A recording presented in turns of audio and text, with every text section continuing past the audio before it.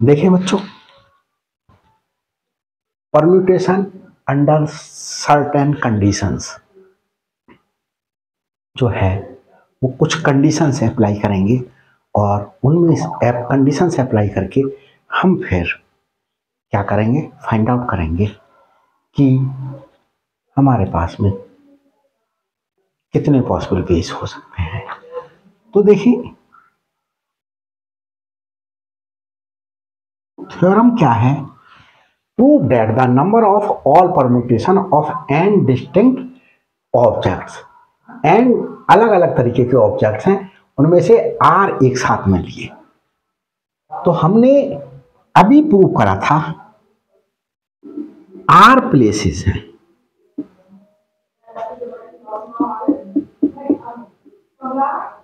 rth place,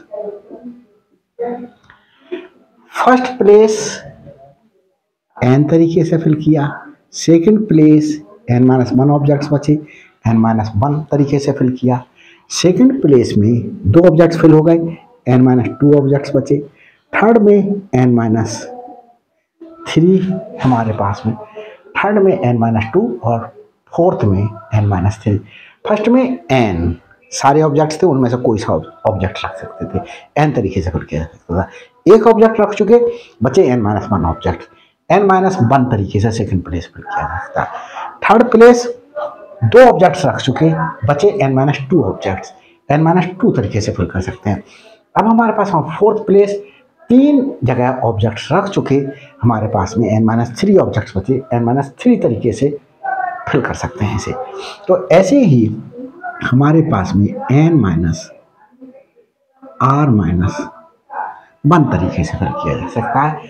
क्यों? क्योंकि first place fill करने के लिए ये जो n आया वो किस प्रकार से आया, first place -1, second place fill करने के लिए सेकंड प्लेस -1, तभी तो n-1 आया, थर्ड प्लेस फिल करने के लिए थर्ड प्लेस -1, तभी n-2 आया, n-4 तो ऐसे ही ये rth प्लेस है, n-r-1 जो प्लेस है उसमें से एक माइनस करके ये नंबर मिलेगा। तो इस प्रकार से हमें total number of veg n-1, n-2, n-3, n-r-1, तो हमारे पास में इसको हमने सिंप्लीफाई किया तो हमारे पास में n में से r प्लेस, और इसको हमने npr, n में से n ऑब्जेक्ट्स में से, डिफरेंट ऑब्जेक्ट्स में से r ऑब्जेक्ट्स को एक साथ लेकर के हमारे पास में कितने नंबर ऑफ वेज हो सकते हैं, वो ये हो सकते हैं। ये हमने आपको दिखाया, तो अब हम यहाँ क्या दिखाएंगे, यहाँ हम बच्चों ये दिखाएंगे कि हमारे पास में देखें n ऑब्जेक्ट्स हैं, उसमें से हमने r लेने हैं, हमारे पास में ये rth प्लेस हो गया, first place, second place, third place, बीच में और प्लेसेस होंगे, rth प्लेस। अब हमारे पास में एक कंडीशन है कि एक ऑब्जेक्ट हर बार लेना है। इस चीज को समझाने के लिए मैं दूसरे तरीके से समझाता हूं। मेरे पास जैसे सपोज करिएगा 2, 3, 7 ये ऑब्जेक्ट्स हैं। अब मैंने कहा कि 2 डिजिट के नंबर बनाइएगा और भाई 7 को हर बार लेना है। अब हम देखो 7 को 1 प्लेस पे ले लिया, 7 को फर्स्ट प्लेस पर ले लिया, सेकंड प्लेस इन 2 नंबर से भरा जाएगा, या तो 2 लिया जाएगा या 3 लिया जाएगा। सेकंड प्लेस 2 तरीके से भरा गया। अब हमने सेकंड प्लेस पर क्या कर लिया, 7 को ले लिया, और हमारे पास में फर्स्ट प्लेस 2 तरीके से भरा जाएगा, 2 से भरा जाएगा, हमारे पास में यहाँ 3 से भरा जाएगा। तो इस प्रकार से ये हमारे पास में कितने बेज आए, हमारे पास में 4 बेज आए, 4 नंबर्स आए, डिस्टिंक्ट नंबर। तो हमने देखिए 2 प्लेस, इसको इस तरीके से किया, हमने फर्स्ट प्लेस पर इसके लिए 7 को रखा। ये प्लेस हमारे पास में, ये सेकंड प्लेस कितने तरीके से भरा जा सकता है, 2 में से एक लेंगे, 2p1। 2p1 का मतलब है 2 तरीके से।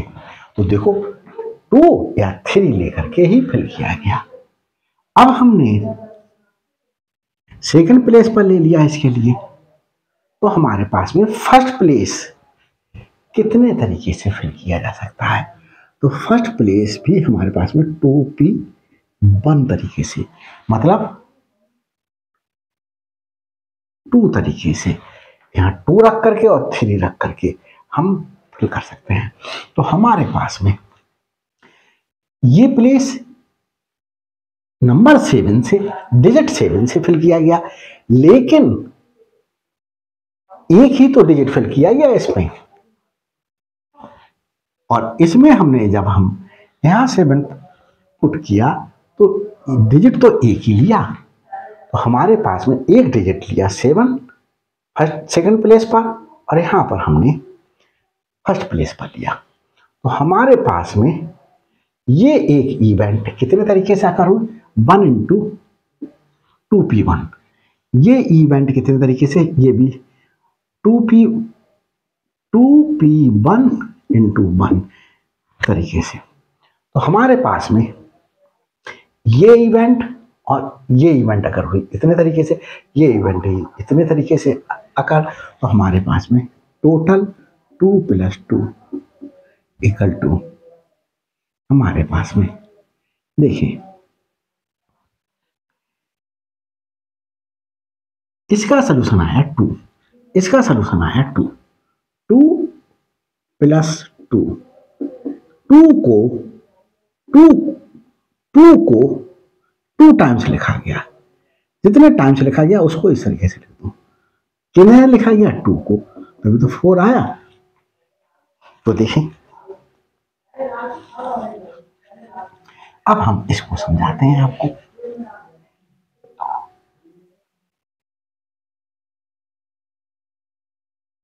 अब हम बच्चों समझाते हैं, ये हमारे पास में first place, second place, third place, आरथ प्लेस, बीच में और प्लेसेस हैं, आर ऑब्जेक्ट्स हैं तो आर प्लेसेस होंगे। हमें जो एक पर्टिकुलर नंबर कह रहा है हमसे कि वो जरूर लेना चाहिए। पर्टिकुलर ऑब्जेक्ट हमने सपोज कर लिया, पर्टिकुलर ऑब्जेक्ट फर्स्ट प्लेस पे पुट किया गया, when particular object is placed at first place, remaining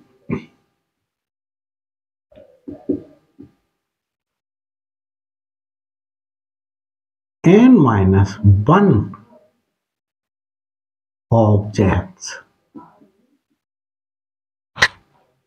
remaining n-1 object. अब n-1 ऑब्जेक्ट तो रख दिया, यहां पर हमारे पास में n ऑब्जेक्ट थे तो एक ऑब्जेक्ट रख दिया, n-1 ऑब्जेक्ट्स बचे। प्लेसेस कितने बचे हमारे पास में, कितने प्लेसेस बचे, एक प्लेस तो फिल हो गया, बचे r-1 प्लेसेस। तो r-1 n-1 ऑब्जेक्ट्स बचे, r-1 ऑब्जेक्ट्स लेने हैं उसमें से, तो n-1 pr-1 भेज हुए, remaining n-1 objects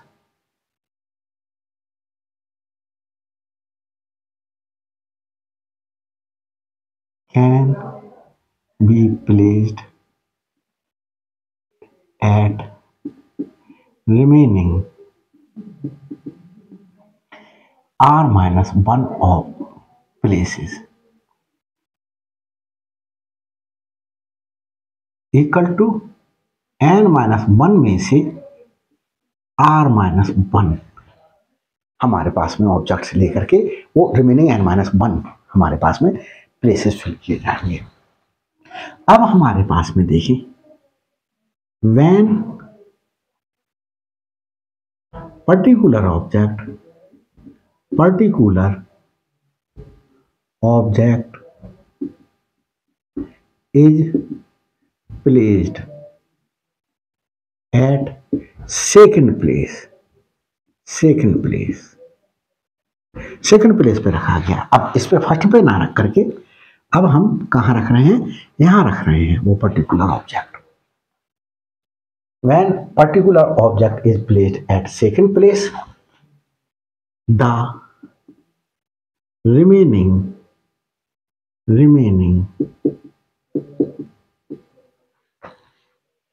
n-1 objects can be placed at remaining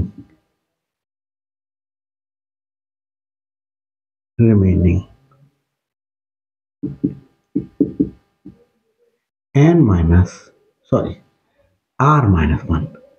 अब देखो r प्लेसेस थे यहां से यहां तक, एक प्लेस पर रख दिया सेकंड प्लेस पर, r-1 प्लेस बचे, तो r-1 रिमेनिंग r-1 प्लेसेस कितने, n-1 pr-1। ऐसे ही हम जब थर्ड प्लेस पे लेंगे यहां पर, तो भी हमारे पास में कितने, n-1 pr-1। ऐसे ही हम बच्चों क्या करेंगे, when particular object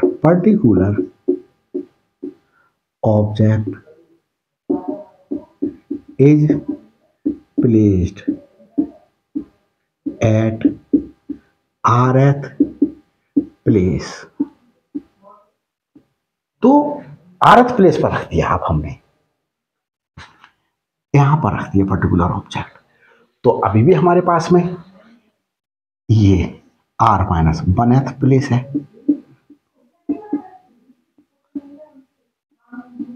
और n-1 ऑब्जेक्ट्स बचे, तो n-1 में से r-1 ऑब्जेक्ट्स लेने हैं। When particular object is placed at rth place, remaining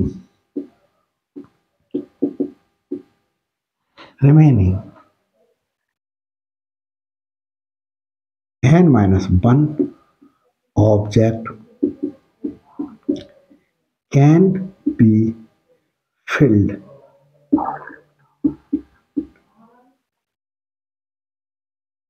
at remaining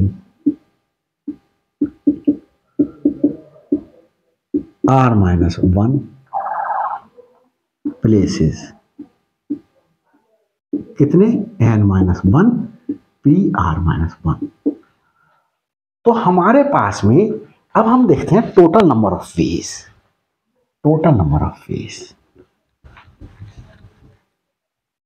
total number of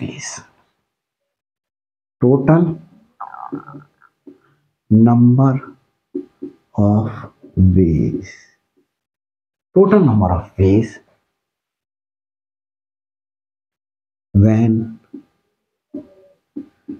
particular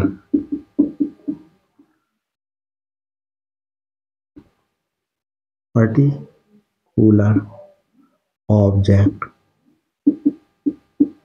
is taken, is always taken, equal to first place पे लिया तो n-1 pr-1 वेज आए, प्लस सेकंड प्लेस पे रखा total number of veg, ये veg plus ये veg plus ये veg plus ये वेज, सारे बीच के वेजेस प्लस ये वेजेस। सेकंड प्लेस पे रखा तो ये भेज आए। थर्ड प्लेस पे रखेंगे तो n-1 PR-1 आएगा। ऐसे ही rth प्लेस पर रखेंगे तो n-1 PR-1। ये rth प्लेस है, rth टर्म है ये rth टर्म। अब देखिए मल्टीप्लिकेशन का मीनिंग बताया था मैंने, एडिशन ऑफ सिमिलर थिंग्स। जैसे मैंने कहा 5 + 5 + 5 कितने टाइम्स लिया गया? 3 टाइम्स लिया गया। किसको लिया गया? 5 को लिया गया, तभी तो 15 आएगा। a + a + a + a कितने टाइम्स लिया गया? 4 टाइम्स। किसको लिया गया? a को, तो ये 4 ही आया। इसी चीज को, इस रिजल्ट को यूज करते हुए कितने टाइम्स है? rth टाइम्स, तो r टाइम्स है। r 3 टाइम्स था तो 3, 4 टाइम्स था तो 4 इंटू कौन सी सिमिलर थिंग्स यूज हो रही है? n-1 PR-1। तो ये हमारे पास में एक फॉर्मूला निकल करके आया कि हम एक पर्टिकुलर चीज को हमेशा लें,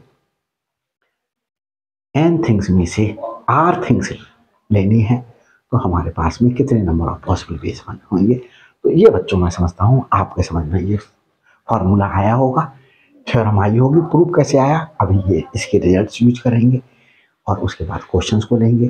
देख लेता हूँ सब कुछ सही चल रहा है नीचे का पोर्शन। तो बच्चों हाँ, अभी तक तो सब कुछ सही चल रहा है। तो देखो एक छोटा सा एग्जाम्पल लेकर के इसको सॉल्व करते हैं, ये क्वेश्चन को सॉल्व करते हैं।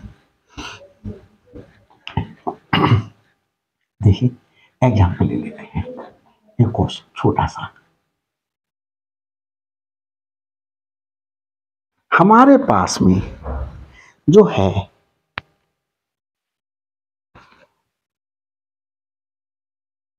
हमने बच्चों ये कहा कि हमारे पास में एग्जाम्पल है इस चीज का, there is a word pencil.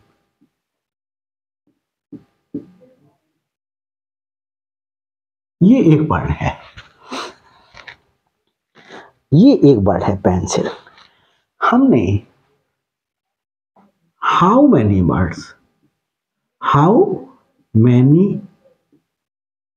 Words of 3 letters can be formed when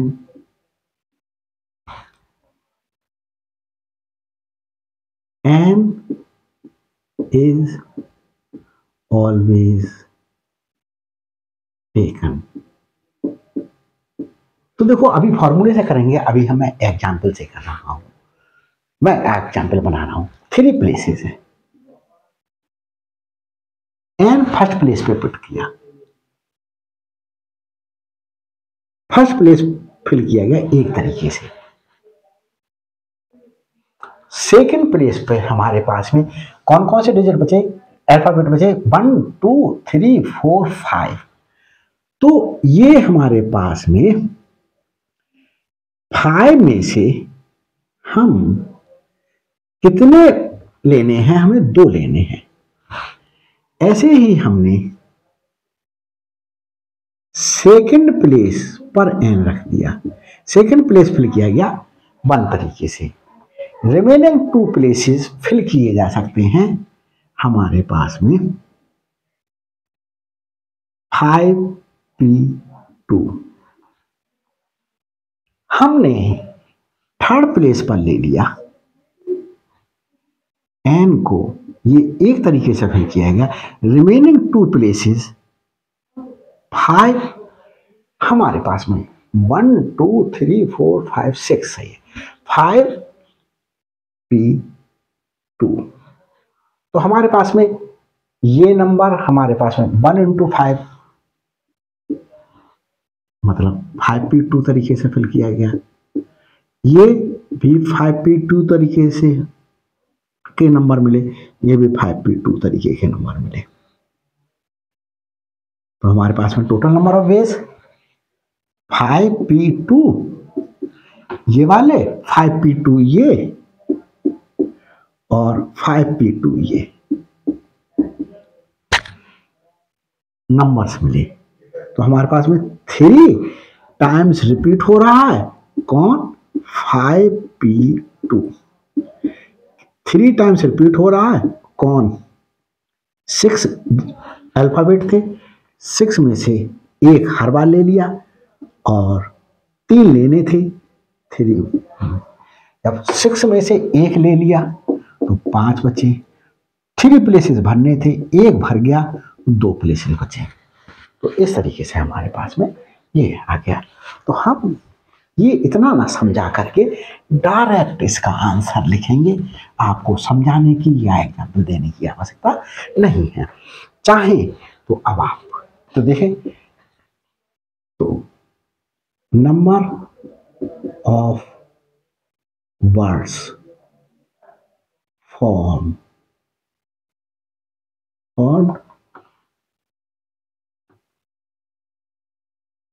taking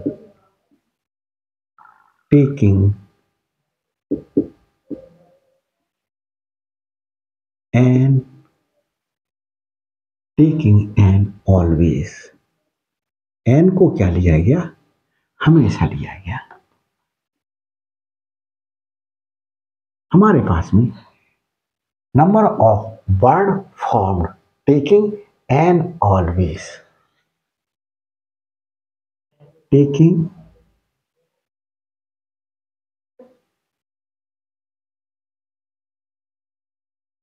three at a time in which n is taken, n is always taken। तो हमारे पास में देखिए,